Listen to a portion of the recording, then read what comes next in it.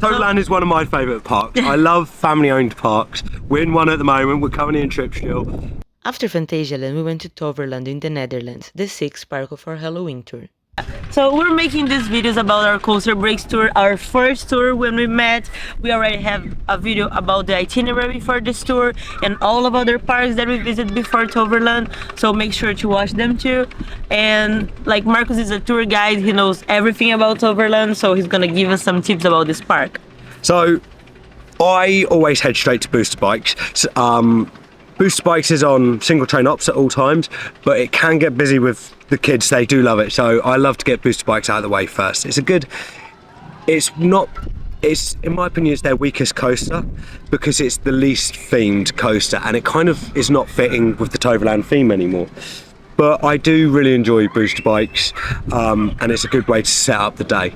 I always set the rule for Toverland is if you see a bridge, you've got to cross the bridge. There's a bridge everywhere in Toverland, and some are squirting water over you, some are just bouncing around. I just love climbing over the bridges, so make sure you do that at Toverland. So next we go to DWL Wind, which is a great Mack ride spinning coaster. It's got onboard audio and it just fits the theme of the park. It's all fairies and tornadoes. It just looks great, and it's a good step-up coaster for all the kids and the families, and I think it's a great fit for Toverland, like nearly all their attractions. Toverland are very good at picking out rides that fit them and fit how they want to go in the future, and I think Toverland is very future-proofed.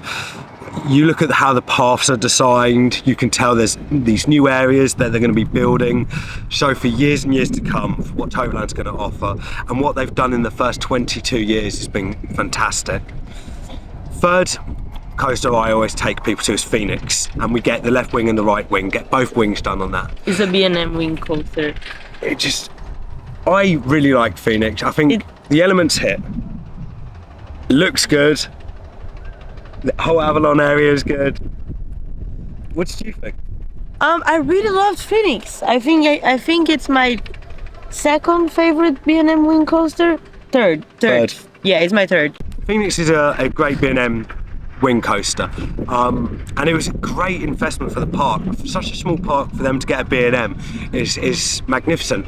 So some people say it is quite short, which I do agree, it is very short, but for Toverland to get a B&M, that's the impressive thing. Not they got a short B&M, it's that they got a B&M, and I think that's great.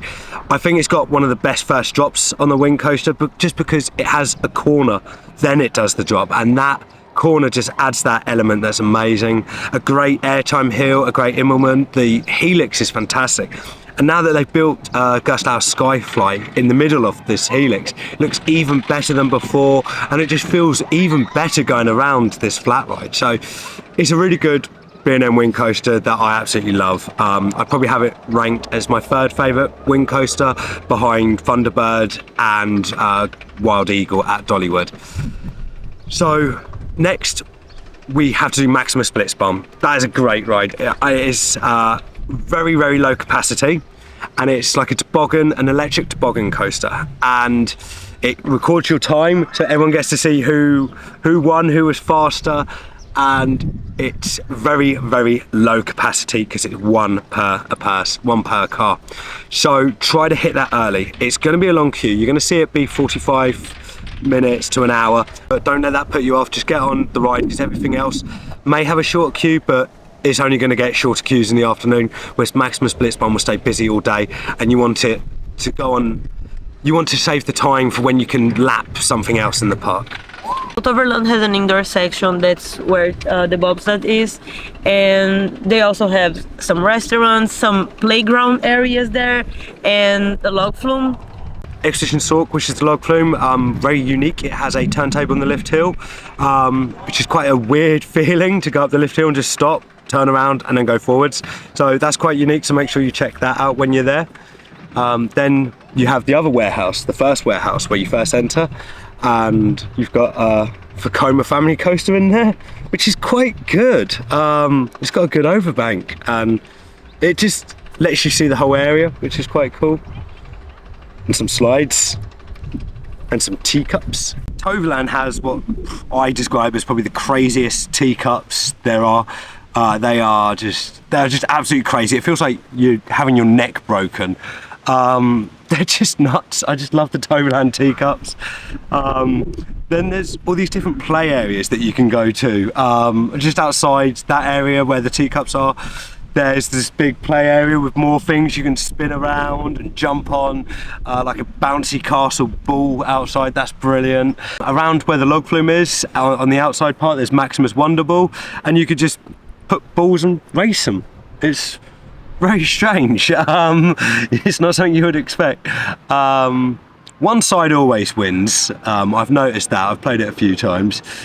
Toverland is not a day that you're gonna rush into the rides. It's kind of a quiet day that you can enjoy the park itself. Like you say, so you go on a really good coaster and then you get out and then you're just playing with, like, in the playgrounds, and then you do another ride, and then you're just walking and doing some things. And you've done all this before you've even gone on one of the world's best wooden coasters with Troy. Still sat there in the park and you're just running around like a child, and that's why I think I love Toverland so much. Then you go on Troy. So when we were in Toverland, we got on Troy. Troy is amazing. And Gabby asked me, how many times has someone done Troy in a single day that I've been with them on? And I said 23. So I went for the record. We decided to break the record. And like I said, Toverland is a quiet day. So you could either like walk around, do the playgrounds, or you can lap the coasters, or you can do both. We did both. And you can still have time to do everything. Of course, now they have some new rides. They are expanding the park. So you probably have more things to do in a couple of years. But yeah, we're just lapping Troy, and it's rough. It's a rough wooden coaster, ride. But we both love it. So it was raining. It was raining a lot. So there was no one in the station, and the best thing about Toverland, you can lap without even leaving the train. They just let you be there. They just check the restraints again, and you're just yeah. And so yeah, we did like 25 almost in a row, and it was really good. Although it is really rough, by the end we were doing about like the 24, 25. It was so good. I think it got to the point where we started it starts to get boring. Well, not boring, but it starts to get okay, and next, and next. And all of a sudden you're like, wow, that was a really good one. Like number 22. Exactly. That's Whoa. what I'm talking about. Yeah. Like in the 25, I was like, I didn't even wanted to get off. I wanted to ride it more. But we decided to get off to go on Fenix again for a night ride. It was worth it. Yeah, it was definitely worth it. I love Toverland. I always have a great fun day there. The queues are always really small, so you know you're going to get on everything. You know you've got nothing to worry about, and you just always have a great fun day. So make sure to subscribe to check our next video, because on the next day we went to Plopsaland. Stay tuned in the next episode to see where we're going next.